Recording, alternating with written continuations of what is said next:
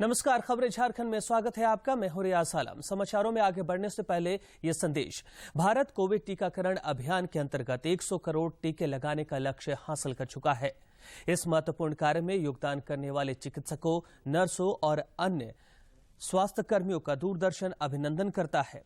इसके साथ ही हम आपको सतर्क भी करना चाहते हैं कि कोविड अभी समाप्त नहीं हुआ है। आप सभी से हमारी अपील है कि यथाशीघ्र दोनों टीके लगवाएं और अन्य लोगों को भी टीके लगवाने के लिए प्रेरित करें। त्योहारों के समय कृपया इन 3 आसान उपायों का पालन अवश्य करें। मास्क लगाएं, 2 गज की सुरक्षित दूरी बनाए रखें, बार बार हाथ धोएं और चेहरा साफ रखें। कोविड से संबंधित जानकारी और मार्गदर्शन के लिए राष्ट्रीय हेल्पलाइन काम कर रही हैं।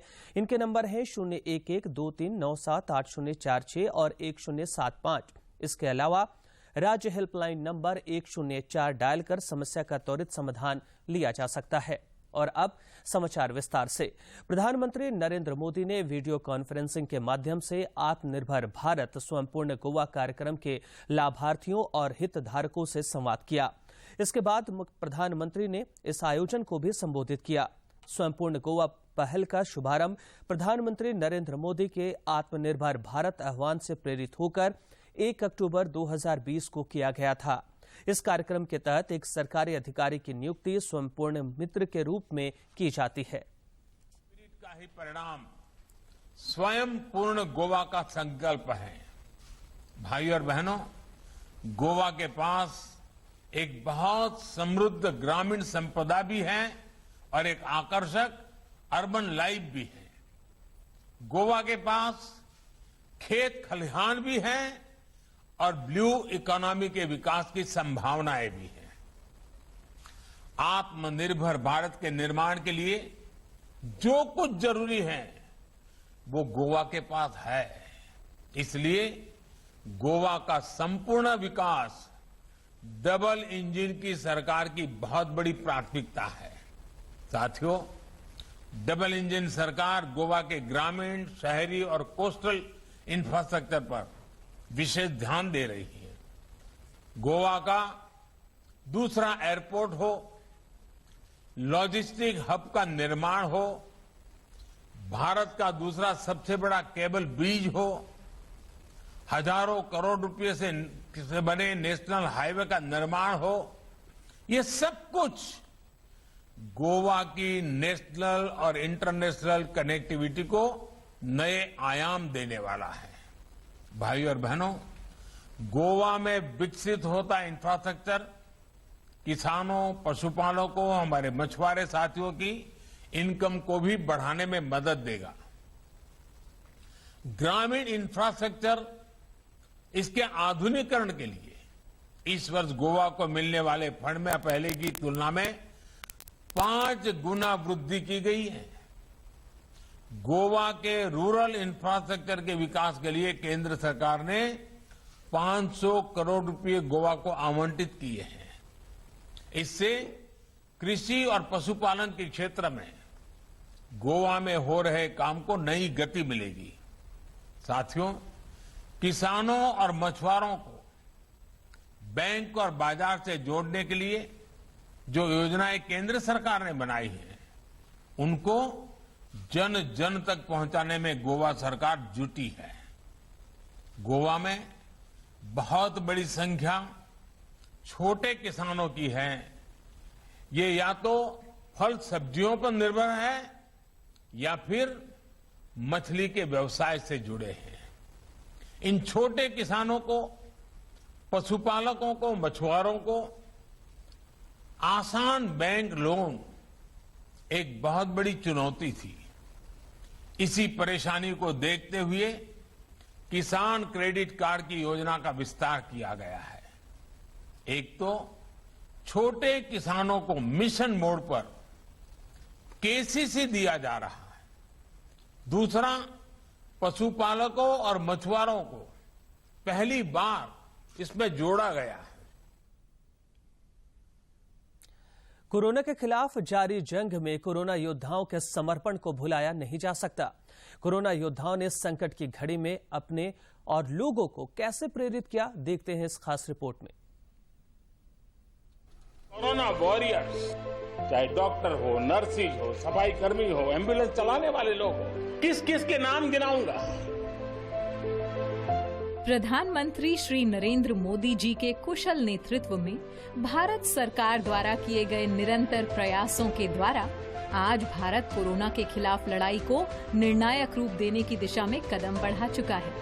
देश की बुनियादी जरूरतों को ध्यान में रखकर भारत सरकार ने हर कदम पर देश के नागरिकों की हर संभव मदद की सफल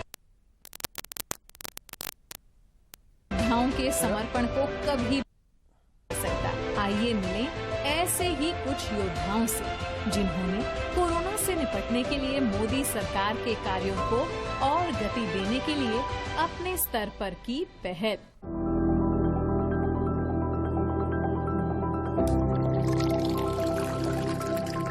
My name is Devashish Desai. I'm a senior resident in infectious diseases at the Department of Medicine at AIIMS, Delhi. Debashish और उनके जैसे कई स्वास्थ्य कर्मी कोविड-19 महामारी के खिलाफ देश की जनता की ढाल बनकर खड़े रहे हैं। ये कोरोना के खिलाफ सरकार के प्रयासों को मूर्त रूप देने में जी जान से जुटे हुए हैं।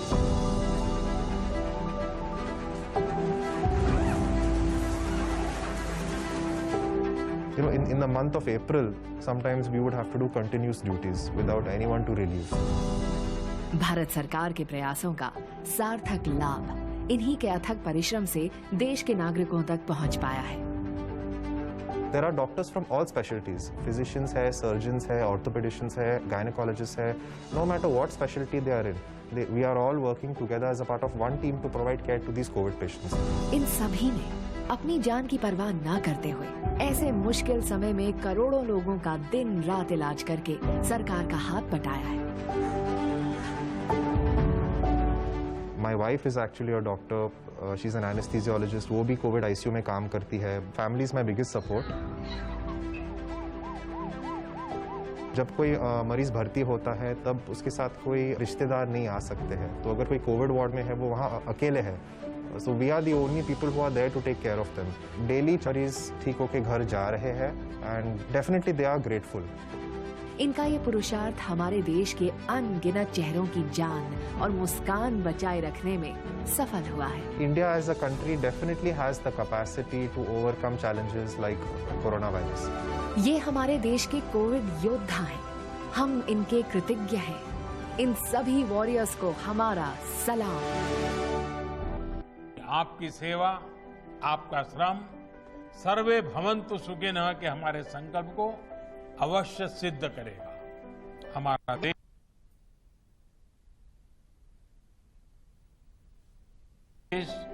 कोरोना से भी जीतेगा और विकास के नए आयाम भी हासिल करेगा। राष्ट्रव्यापी टीकाकरण अभियान के तहत अब तक 1 अरब 1 करोड़ 30 लाख से अधिक कोविड रोधी टीके लगाए जा चुके हैं। देश में कोरोना के खिलाफ टीकाकरण अभियान तेज गति से जारी है। देश में अब तक 101 करोड़ 20 लाख से अधिक टीकों की खुराक दी जा चुकी है। स्वास्थ्य कल शाम 7 बजे लाख से अधिक लोगों का टीकाकरण किया गया। देश में कोरोना वैक्सीनेशन का आंकड़ा 100 करोड़ के पार होने पर गिरिडीह में कोरोना रोधी टीका लगवाने वालों में तेजी आई है। टीका लगवा चुके लोगों ने आम आदमी से कोरोना रोधी टीका लगवाने की अपील की है।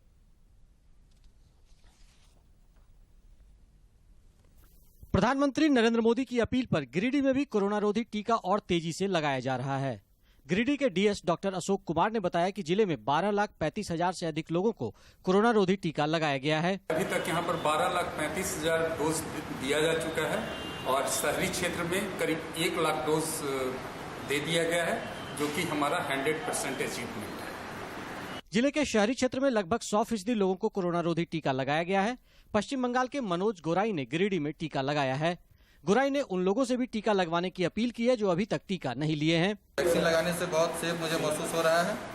वैक्सीन लगाने से पूरा समाज को एक कोरोना से मुक्त जिंदगी जीने का एक मौका मिलेगा। वैक्सीन मुझे बिल्कुल सेफ लगा।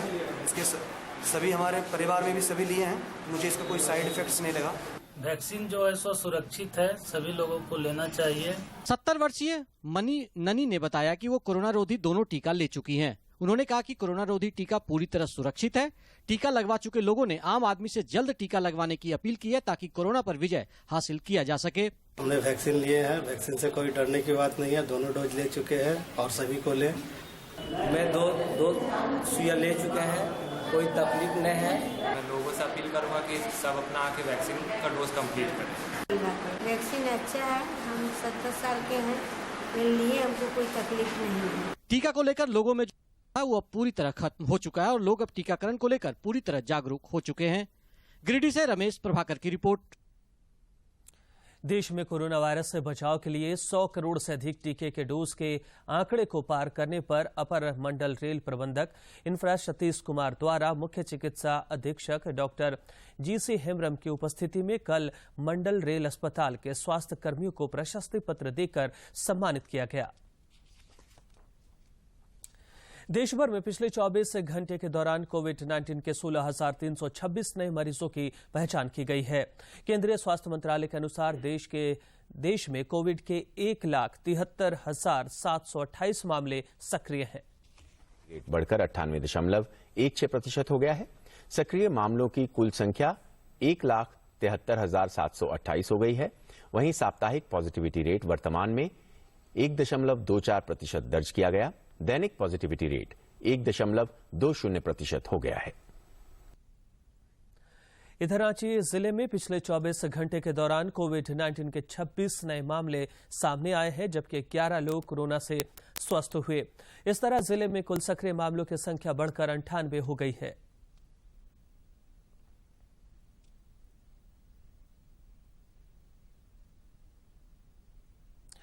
राज्य सरकार ने कोविड-19 मृत्यु प्रमाण पत्र जारी करने के लिए दिशा निर्देश दे दिए हैं। इसके लिए सभी जिलों में उपायुक्त के द्वारा एक कमेटी का गठन किया जाएगा। अपर समाहर्ता स्तर के पदाधिकारी इस कमेटी के अध्यक्ष होंगे, जबकि सिविल सर्जन, एसीएमओ और मेडिकल कॉलेज के प्रिंसिपल अथवा मेडिसिन विभाग अध्यक्ष और एक विशेषज्ञ सदस्य होंगे। कमेटी कोविड-19 से हुई मौत मामले की जांच कर आवश्यक दस्तावेज राज्य के मुख्य रजिस्ट्रार को भेजेगी, जो मृत्यु प्रमाण पत्र जारी करेंगे। इस गाइडलाइन में आवेदन की तारीख से 30 दिनों के अंदर प्रमाण पत्र जारी करने का प्रावधान है। भारतीय जनता पार्टी अनुसूचित जनजाति मोर्चा की राष्ट्रीय कार्य समिति की 2 दिवसीय बैठक आज से रांची में शुरू हो गई है। जनजातीय मामलों के केंद्रीय मंत्री अर्जुन मुंडा ने बैठक का उद्घाटन किया। इस दौरान अलग अलग राज्य के जनजातीय संस्कृति, परिधान, नाच गान, खान पान की झलकियां देखने को मिलेंगी। इसके अलावा बैठक में जनजातियों के विकास पर मंथन किया जा रहा है। बैठक में पार्टी के राष्ट्रीय संगठक वी सतीश, राष्ट्रीय महामंत्री सह मोर्चा प्रभारी दिलीप सैकिया, केंद्रीय मंत्री रेणुका सिंह, फग्गन सिंह कुलस्ते, पार्टी के झारखंड प्रदेश अध्यक्ष दीपक प्रकाश और विधायक दल के नेता बाबूलाल मरांडी समेत पार्टी के कई वरिष्ठ नेता मौजूद हैं।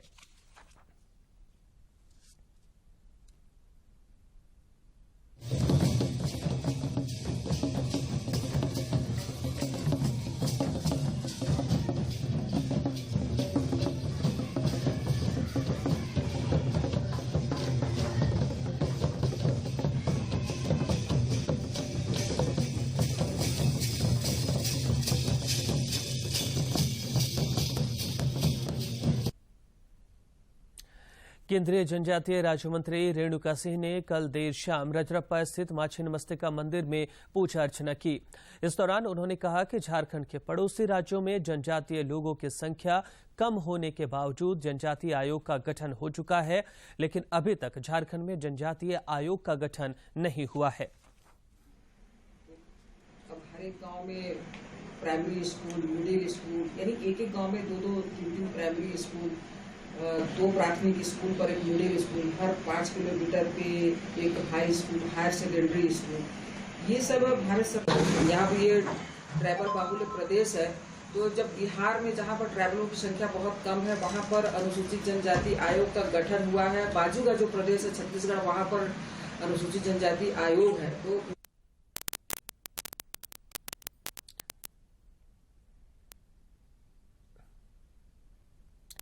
केंद्रीय अल्पसंख्यक राज्य मंत्री जॉन बार्ला ने कहा है कि झारखंड समेत देश के कई राज्यों में अल्पसंख्यकों को केंद्र प्रायोजित योजनाओं का समुचित लाभ नहीं मिल पा रहा है।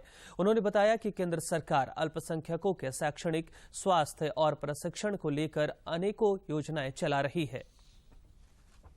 तो सरकार दे रही है free of education, residence school सब दे रहा है। तो ये कम से कम ये इस क्षेत्र में अगर हर डिस्ट्रिक्ट में अगर हो जाएगा तो गरीब मजदूर उसमें पढ़ के हायर एजुकेशन ले सकता है। नीचे से लेकर ऊपर तक फ्री ऑफ एजुकेशन सब है, एकलव्य स्कूल सब है। ऐसे ये हमारे इस माइनॉरिटी योजना से भी और बाकी और भी है। भारत सरकार का बहुत सारा, हमारे प्रधानमंत्री के बहुत सारा योजना है। वो योजना भी अभी अवेयरनेस के कमी से नीचे तक नहीं पहुंचा है। तो यही है, मैं चाहता हूं कि हमारे लोग जागरूक हो। और मुख्यमंत्री सह झामुमो के कार्यकारी अध्यक्ष हेमंत सोरेन ने कल रांची में पार्टी के जिलाध्यक्षों और सचिवों के साथ बैठक की। इस दौरान उन्होंने संगठन की मजबूती और विस्तार करने पर जोर दिया। मौके पर कोरोना महामारी के दौरान जिला समिति द्वारा किए गए जनहित के कार्यों की समीक्षा की गई। साथ ही कोविड टीकाकरण के लिए जिलों में सफल क्रियान्वयन के लिए किए गए कार्यों की जानकारी ली गई।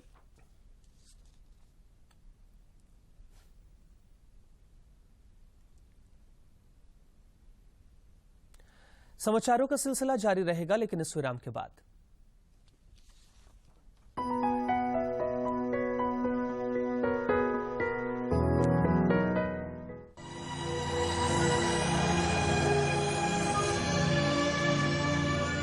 अरे कहाँ जा रहे हो तुम लोग? अस्पताल। अरे तो फिर इसकी क्या जरूरत है? ममता वाहन क्यों नहीं बुलाते? ममता वाहन? हाँ, अरे सूचित करने की देर है। प्रसव पीड़ा से पीड़ित माता के लिए वाहन तुरंत दौड़ा आएगा और इसे तुरंत प्राथमिक स्वास्थ्य केंद्र पहुंचाएगा और अगर जरूरत पड़ी तो बड़े अस्पताल भी ले जाएगा और प्रसव के बाद सुरक्षित वापस घर पहुंचाएगा, और वो भी बिल्कुल निशुल्क। ऐसा? हाँ। ममता वाहन से सदा तत्पर, बढ़कर लें खोज खबर।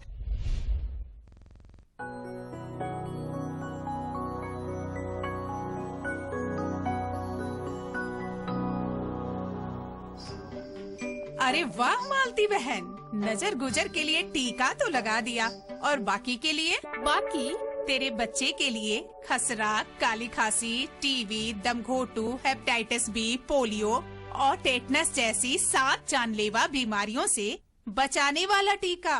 मकीरी टीका लगेगा कहाँ दीदी? अरे अपने प्राथमिक स्वास्थ्य केंद्र एवं आंगनबाड़ी केंद्रों में यह सुविधा उपलब्ध है। तो अभी ये चले? हाँ हाँ, क्यों नहीं। समय से टीका, काम है अच्छा, आंगन में खेले हंसता बच्चा।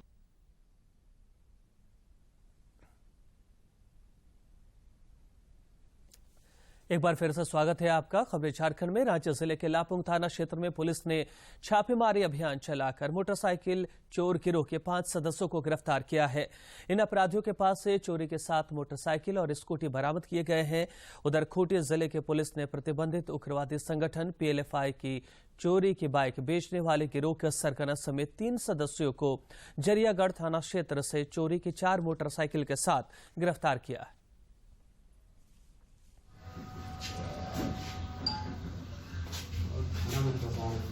एक गुप्त सूचना के आधार पर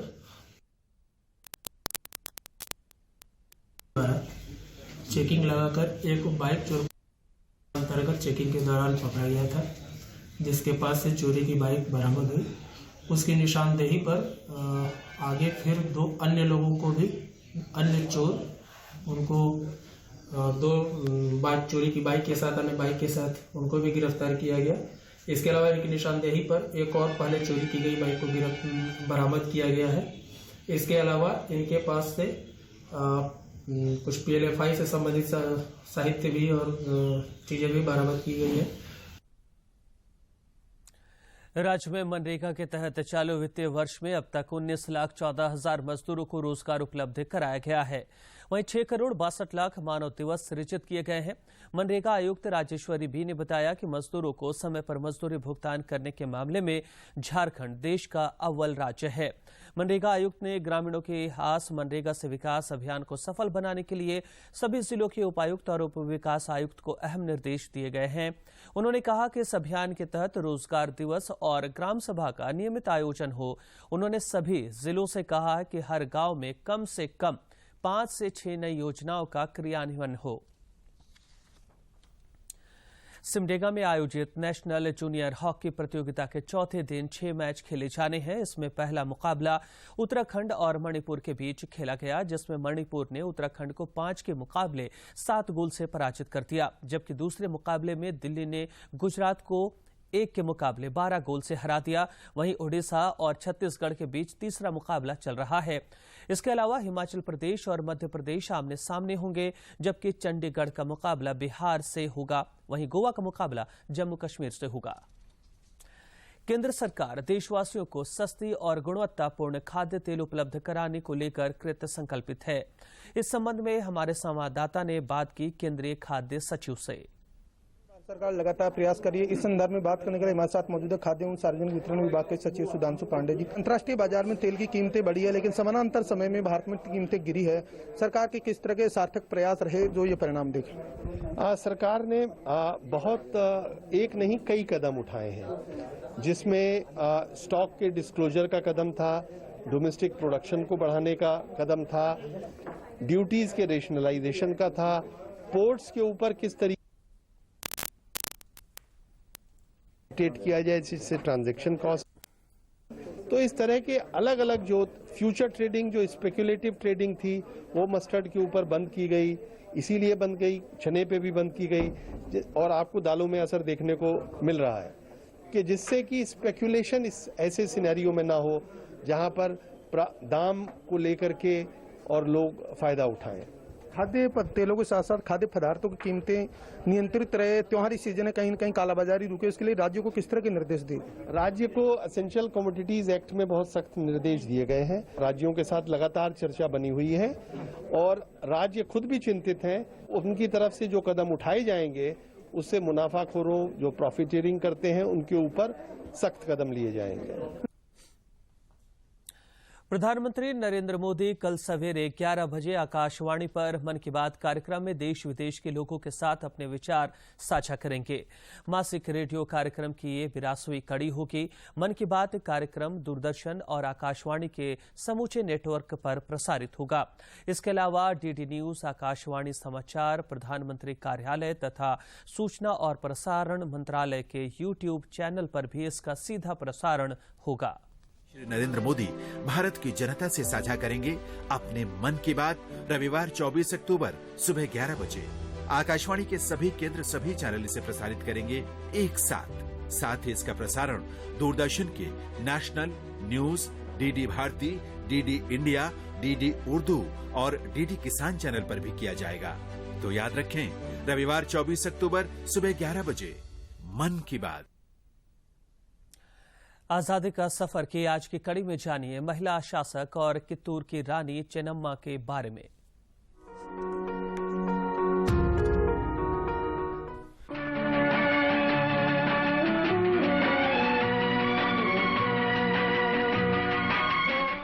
तेईस अक्टूबर 1778 को कित्तूर की रानी चेन्नम्मा की जयंती है। ಕಿತ್ತೂರ ಚೆನ್ನಮ್ಮ ಹಿಡಿದರ ಖಡ್ಗ ಬ್ರಿಟಿಷರಿಗೆ ಹುಟ್ಟುತ್ತಿದ್ದ ನಡಗ ಎದುರಾಳಿನ ಎದಿಯ ಸೀಳಿ ಕೊಟ್ಟಾಳೋ ಮನ್ನ ತಲವಾರ ಹಿಡಿದು ಮಾಡಿದ್ರ ಯುದ್ಧ ಕಿತ್ತೂರ ಸೈನ್ಯ ಬರ್ತಿದ್ದ ಗೆದ್ದ ಕಿತ್ತೂರ ಸಂಸ್ಥಾನ ಅಧಿಪತಿಯಾಗಿ ಆಳಿದ್ರು ಚೆನ್ನಮ್ಮ। वे उन महिला शासकों में शामिल थीं जिन्होंने 1824 में ईस्ट इंडिया कंपनी के विरुद्ध सशस्त्र विद्रोह का नेतृत्व किया था। बचपन से ही उन्होंने घुड़सवारी, तलवारबाजी और तीरंदाजी सहित युद्ध जीतने के लिए सभी आवश्यक कौशल अर्जित कर लिए थे और बहुत कम समय में ही वो अपनी बहादुरी के लिए प्रसिद्ध हो गयी। अंग्रेजों ने राज्य हड़पने की नीति के तहत 1824 में कित्तूर पर कब्जा कर लिया। जब सेना ने 400 बंदूक 20,000 सैनिकों के साथ 1824 में कित्तूर पर हमला कर दिया। उनका इरादा कित्तूर के आभूषणों और 15 लाख रुपए के खजाने पर कब्जा करके कित्तूर को आर्थिक रूप से कमजोर करना और महारानी को सिंहासन से उतारना था। अंग्रेजों के मुकाबले में कम सेना के बावजूद चेन्नम्मा ने दुश्मनों को कड़ी टक्कर दी और पहला युद्ध जीता। ब्रिटिश सेना को जबरदस्त नुकसान उठाना पड़ा और 2 ब्रिटिश अधिकारी सर वॉल्टर इलियट तथा स्टीवेंसन को बंधक बना लिया गया।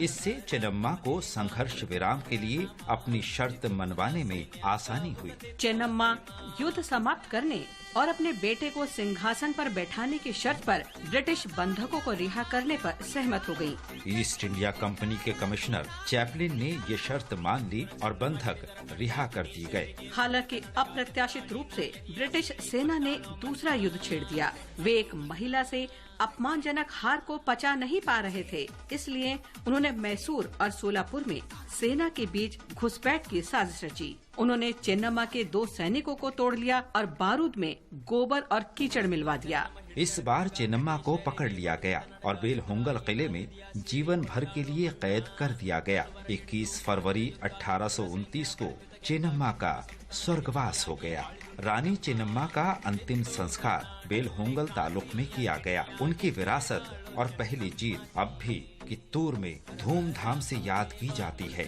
और 22 से 24 अक्टूबर के दौरान कित्तूर उत्सव मनाया जाता है।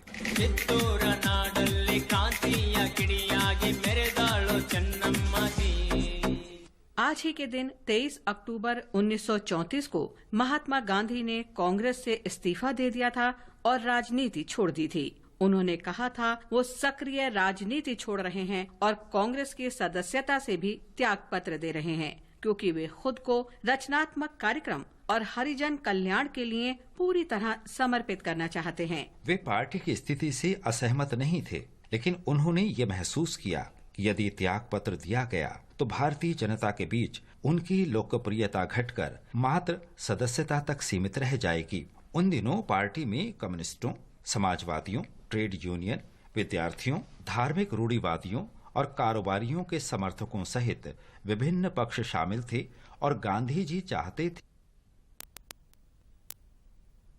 मिलना चाहिए।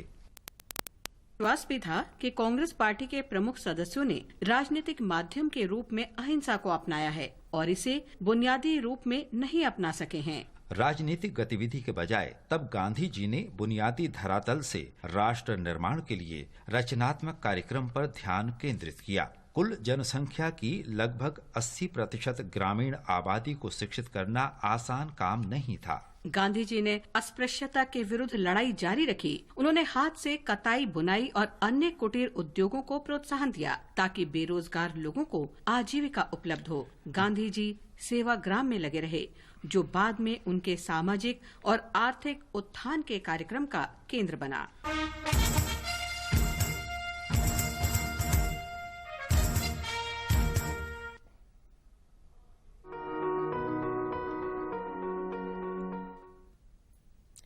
और अंत में मुख्य समाचार।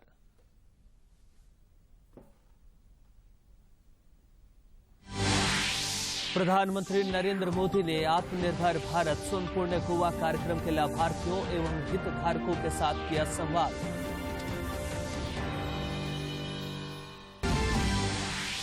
भारतीय जनता पार्टी अनुसूचित जनजाति मोर्चा का 2 दिवसीय राष्ट्रीय कार्य समिति की बैठक शुरू। जनजातियों के विकास से संबंधित मुद्दों पर हो रही चर्चा। मुख्यमंत्री हेमंत सोरेन ने पार्टी के जिलाध्यक्षों और सचिवों के साथ की बैठक। कोविड टीकाकरण के सफल क्रियान्वयन के लिए किए गए कार्यों के लिए जानकारी।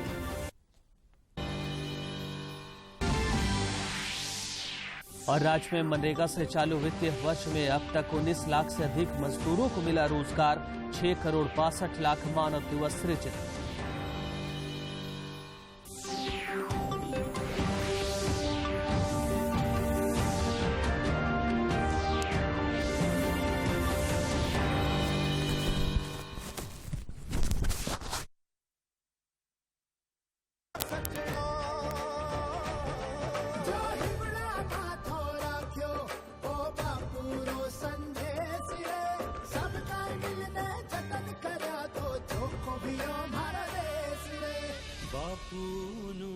सपनों